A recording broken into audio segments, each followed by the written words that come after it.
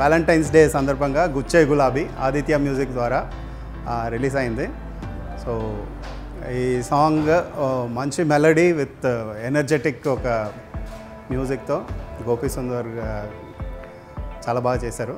So అది audience అందరికి కూడా చాలా బాగా నచ్చింది. సో చాలా హ్యాపీగా ఉన్నాం. అనంత్ శ్రీరామ్ గారు అండ్ శ్రీమణి ఇద్దరు రాశారు. అంటే ఇద్దరు రాయడం అన్నది రేర్గా జరుగుతుంది.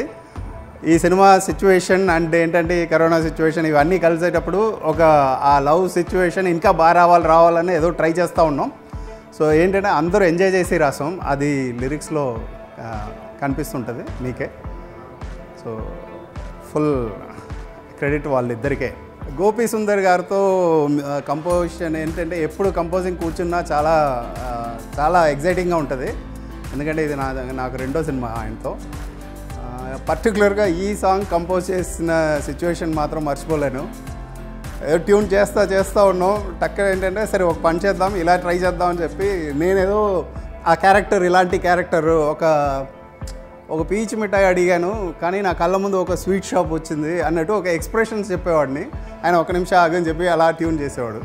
నెక్స్ట్ ఇంకో లైన్ ఏంటంటే ఎలా ఫీల్ అయ్యాడు హీరో అని చెప్తుంటే ఒక నిమిషం అని చెప్పి మళ్ళీ అలా కంపోజ్ చేసేవాడు అనమాట.